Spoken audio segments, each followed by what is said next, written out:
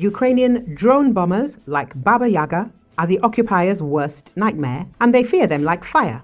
Ukrainian Army communications specialist Sergei Beskrestnov spoke about the features of these drones and their role at the front in an interview with LIGAnet. He said that under autonomous control, such drones can fly deep into Russian territory within 10 kilometers from the front. They attack absolutely everything they can: expensive equipment, warehouses. Therefore, the Russians try not to keep critical military targets in this zone and direct all efforts to minimize losses from these drones. Their opponents are afraid of them like fire. They track them with mavics, with thermal imagers, and try to attack or shoot with nets. If you are lagging behind the Russians in FPV, then in the bomber segment, we are the leader, he notes. At the same time, the specialist noted that Baba Yaga cannot attack if the target is covered by electronic warfare, so fiber optics could be a good solution for them. In China, there are serial reels. For 10 kilometer, the Chinese can make reels for 20 kilometer to order.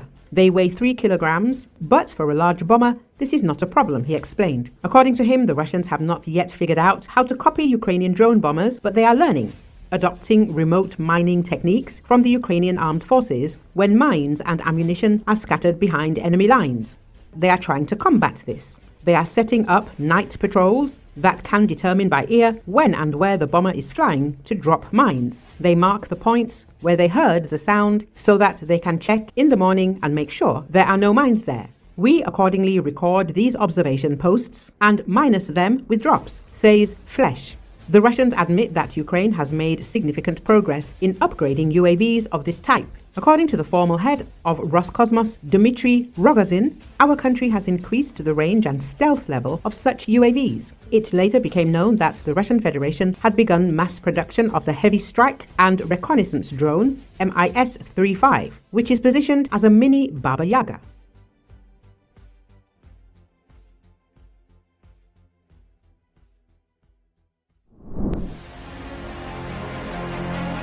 Currently, the Ukrainian Defense Forces control the central part of Toretsk city, but the situation there changes every hour since the Russians do not stop meat assaults. This was stated in an interview with Ukrainian Truth by the commander of the 4th Battalion of the 101st Separate Brigade of the General Staff Security of Ukraine, Bohdan Popelnuka.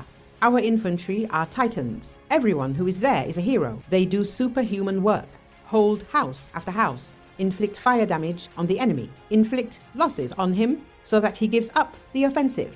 And the Russians are endlessly marching like meat. Forward. Take this house, he said. He noted that Ukrainian fighters understand that there is a war in the country now, and they need to mow down the enemy, so they do not need to be persuaded to take up positions. They don't need to be told. Vasya, you have to. Vasya knows it himself. When we set a task for the infantry to enter a position or conduct assault operations, then all the questions that they will ask will concern the situation, he noted. The military man also noted that the majority of Russian prisoners in this area are prisoners, and young ones at that. The oldest prisoner was a boy born in 1998. The rest were born in 2001, 2003. When you talk to them, they say, "We have a better chance of surviving when we go forward towards you than if we go back and say that we are the 300ths, the soldier says. He also notes that Russians separate as much as possible those who have been mobilized, friends, or those who were imprisoned together, so that around them there are only those who are ready to shoot a comrade in order to survive. Popelnuka notes that if the Russians manage to capture Toretsk, they will rush to Konstantinovka, since there is a fork in the road that leads to the main settlements of the Donetsk region.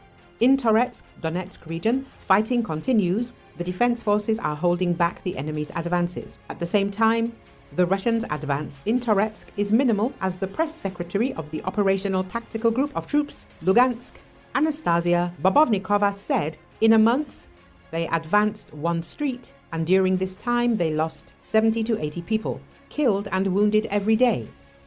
At the same time, the occupiers have made significant advances in the city of Kurakovo, after the capture of which they can concentrate all their forces and reserves to occupy Pokrovsk in order to reach the rear of Toretsk. And Chasavoy Yar believes, the head of security programs at the Center for Globalistics Strategy 21, Pavel Lakichuk, Military and political observer Alexander Kovalenko stated that the Russians plan to establish control over the Kurakov salient by the end of 2024. According to him, they need it for an offensive on Pokrovsk, which the enemy wants to capture as early as 2025.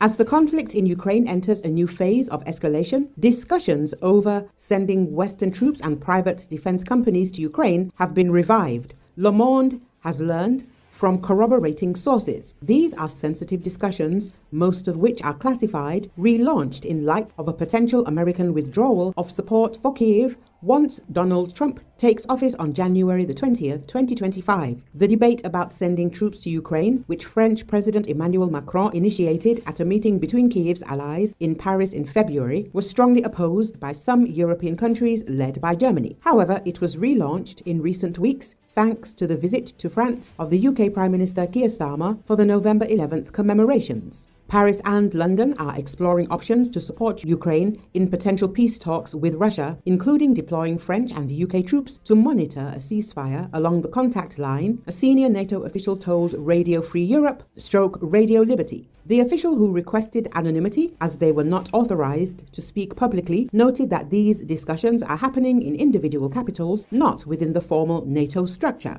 The aim is to prepare for various scenarios, ensuring European countries are ready to assist Kyiv if the new US administration requests greater European involvement. According to the official, the proposals also seek to secure European allies' participation in peace talks that US President-elect Donald Trump could mediate. French and British discussions on leading a military coalition in Ukraine have gained momentum, with Le Monde reporting renewed talks about deploying troops. French Foreign Minister Jean-Noël Barrot told BBC News that while France is not currently planning to send troops into combat, the country does not discard any options. France will support Ukraine as intensely and as long as necessary. Why? Because it is our security that is at stake. Each time the Russian army progresses by 1 square kilometer, the threat gets 1 square kilometer closer to Europe, Barrot said. The idea of sending Western troops to Ukraine resurfaced in February when French President Emmanuel Macron first raised the possibility. He revisited the topic in May, suggesting that if Russian forces breached Ukraine's front line and Kyiv requested assistance, France would have to seriously consider deploying troops. The debate over the role of Western military involvement in Ukraine highlights a broader divide among European leaders on how best to support Kyiv in the face of Russian aggression. Speaking at the Halifax International Security Forum, Estonian Defense Minister Hanno Pevkur stressed that Ukraine needs greater investment in its military production capabilities, not foreign troops on its battlefield.